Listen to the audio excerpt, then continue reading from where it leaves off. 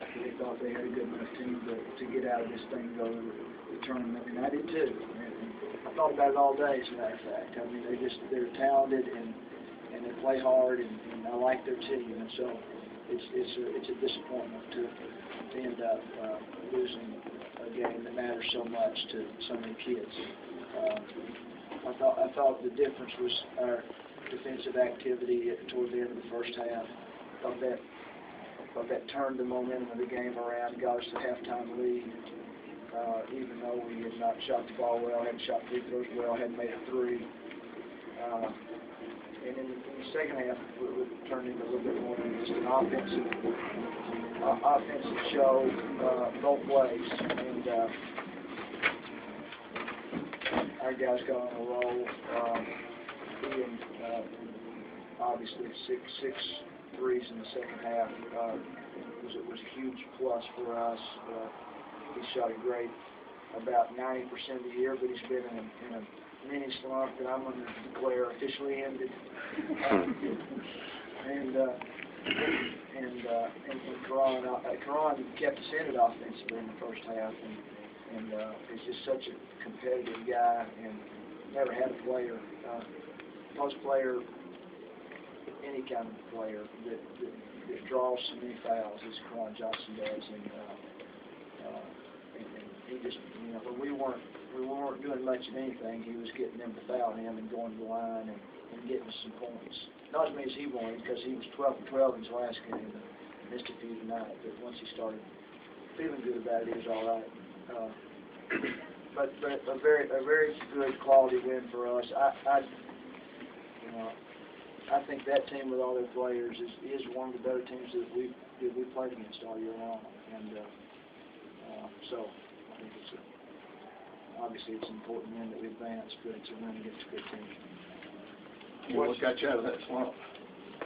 Being confident. My teammates, coaches still believing, and I got to keep my head and make sure that I go out and try to make every shot. And tonight, came in the mindset of leaving out on the floor, and that's what I did. How many of those threes were NBA ranked? I'm not sure. I really wasn't looking at the floor. Rick, is there a sense that you sort of exhale a little bit after this, and you might feel like you can breathe up a little bit? I exhale after every game. I'm glad they're over one way or the other. I'm glad that I've got to go through another day like today, where you're nervous and anxious, and it's an important game, and you know how important it is. But look, I felt like the game was close to a toss-up personally. I mean, I know that we won the league and all that. I just really felt like they've got so many good players, and you guys saw all of them play. I mean, we beat a team when their three best players played pretty good. They all three played pretty good. And if Kellen Thornton's second team All OVC player, then we ought to just take the first team to the NBA and win games. He's darn good. So, you know, we got more work to do, and fortunately, I've got a bunch of guys around me that have done that before. And they've won a semifinal game and had a day to get ready for a championship game, and they've got it done. And it's nice to have on your side. Rick, you had 5 players play 30 or more minutes tonight, and you're going to have another fist fight on your hands tomorrow night, no matter who wins. How's that play forward? Well, I don't think we'll see anything different on the other side, except that maybe an Eastern Kentucky team will have 3 straight games if they happen to beat Murray State, or Murray State doesn't play a whole lot of guys either. And so, you know, I won't know that until we see it tomorrow night, Joe. But I don't think these guys are going to ask out. And you know, they'll want to play 40. When it comes to that, I think adrenaline and want to will take over, and hopefully we'll be okay. Blake played tonight he was sick all last night, and didn't eat anything until the pregame this afternoon, and I thought he did an awfully good job of playing through that, and you know, nobody else really knew he struggled like that. Do they have like a virus?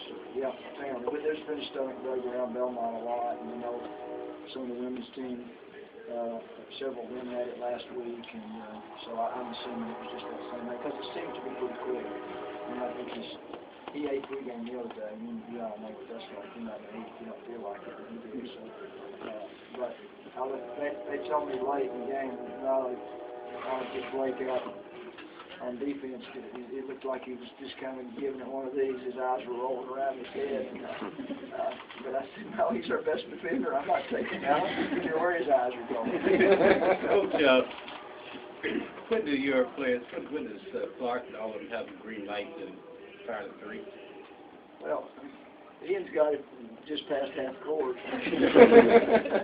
You know, we've always shot a lot of threes and done a pretty nice job of making it a high percentage, even though we do shoot a lot. And I don't think the shooters can be effective unless they've got a comfortable green light. And they learn that from their coach through practice. They learn it. You know, we'll say that wasn't good enough. That was too quick, too deep, too contested. And that's what practices are for. And hopefully they get to games and they've got an understanding of what's a good shot and what isn't a good shot. And he'll tell you when you're not making them. And if you're confident in shooting an important part of your game, sometimes, and Ian has done it a few times in his little slump, where he wants it so bad he's taken one that he didn't let come to him, that he kind of forced. And you usually don't get your makes back when you start forcing things, hoping one of them will go in and you get going. So I just, you know, and you know what, we make more turnovers than some teams do, and that's another thing with me, is just a freedom thing. If the guy's a great passer, we're going to jump all over him every time he throws one away.